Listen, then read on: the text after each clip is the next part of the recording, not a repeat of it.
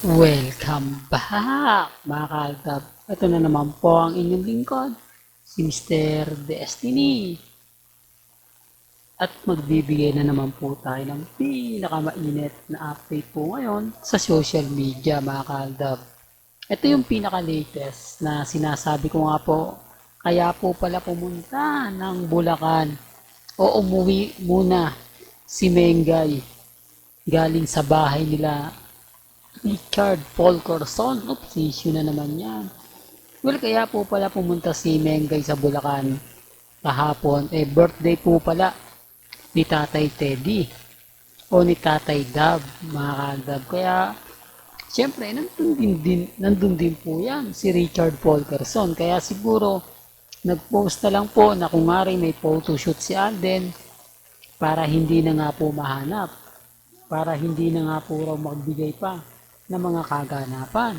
Ito yung pinapaliwanag ko na sabi ko nga po sa inyo kapag may mga ganitong ganap, alam na yan, di po ba? Real talk, mga kaldab. Di po ba? Real talk yan, mga kaldab. Kaya sabi ko sa inyo, ako naman, hindi naman po tayo titigil.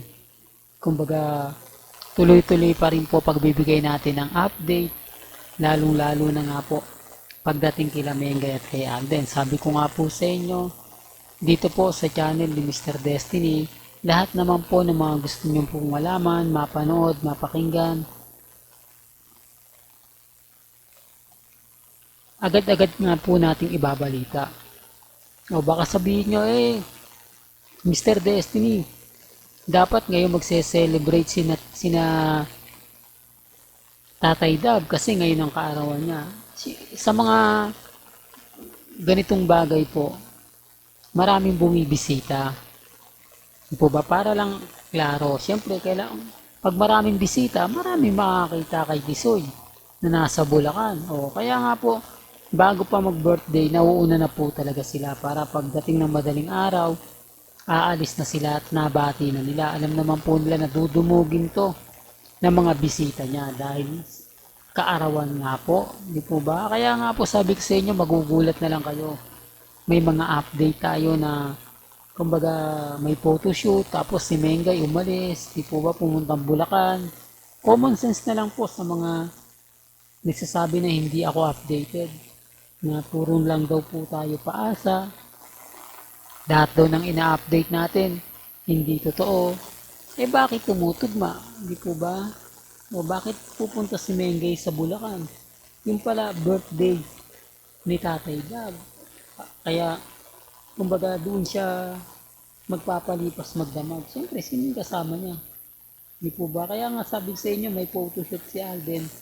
Pero, hindi natin alam pagkatapos ng photoshoot niya, saan na siya po tutuloy? Di po ba? Oops, issue na naman yan, Mr. Destiny. Alam mo, sinasabi nila wala ng Aldab, pero ikaw nananatili ka pa rin kampante. Nananatili ka pa rin matatag. Nananatili ka pa rin kumbaga dilulo at kulto. Well, hindi, ulitin ko po, hindi po ako namimilit sa mga taong ayaw po. Hindi po ba? Hindi naman po tayo magpapalit ng content para lang po ibigay yung gusto nila. Kaya nga sabi ko sa inyo, Aldab tayo simula 2015 pa lang Ang mga followers po ni Mr. Destiny, sa mga hindi po nakakaalam,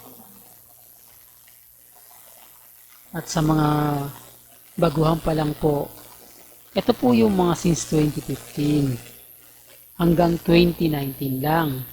Pagsapit po ng 2020 hanggang 2024, wala na po. Kaya wala na po akong maaasahan pa na marami pong magsasubscribe sa akin. Marami mga ansar, mga insulto. Sila na po yung pumapasok pero hindi po kasi nila alam ang buong kwento, ang buong istorya nila Mengay at ni Alden. Kumbaga, sila po yung nagmamarunong pero hindi naman po nila alam ang buong istorya at buong kwento. Hindi po katulad natin na kita nyo naman po kapag si Mr. Destiny ang nagbibigay ng mga update, mga kaganapan, buhay na buhay po. Di po ba? Kaya huwag po kayong magpapa-apekto. Wag po kayo magpapatalo kasi sabi ko nga po sa inyo, ako masaya po ako mga kaaldab sa mga nakikita natin, nababasa natin. Kaya relax lang po kayo. Maging kalmado at maging kampante. Gaya nga po ng mga lagi kong sinasabi at pinapaliwanag, may mga point mga kaaldab na mapapaisip kayo.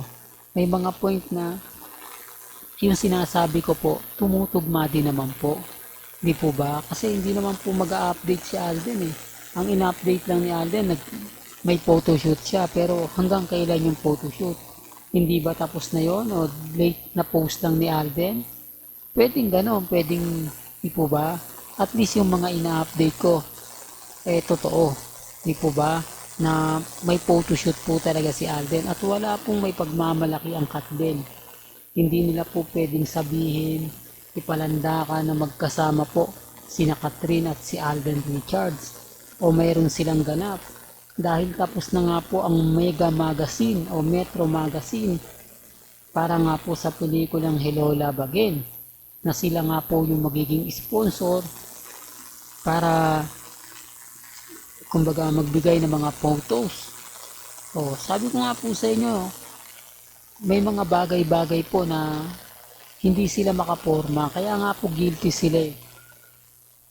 Imbis na magpo-post sila na magkasama yung dalawa, ay hindi, mababasag tayo ng Mr. Destiny, magmumukha lang tayong kakatuwa.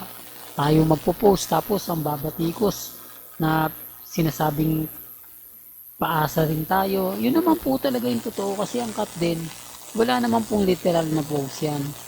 Wala naman pong literal na kumbaga makikita ka. Lahat po yun galing din po sa social media, inedit lang po nila yon, ginawa nila ng mga komento, tapos yung photoshoot nila Alden at ni Catherine sa Metro Magazine, normal lang po yun eh, hindi po ba? Kahit sino naman ginagawa yun, kahit sino naman pag may photoshoot ganun ang gagawin para mabenta. Kaya lang siyempre, kumbaga may kasama daw kilig yun. Yun po yung sabi nila. Well, hanggang dito na lang po ang ating latest updates. Kaya kung gusto nyo pa po ng pinaka-latest at sariwang update, abay, dito lang po kayo sa channel ni Mr. Destiny para updated po kayo sa mga latest at sa mga bagong video po na ilalabas po natin maya-maya lang.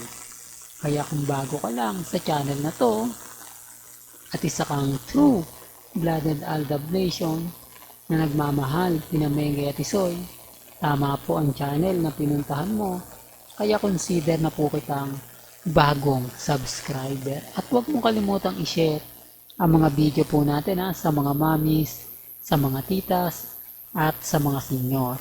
Hanggang sa muli, salamat po sa panonood at pakikinig.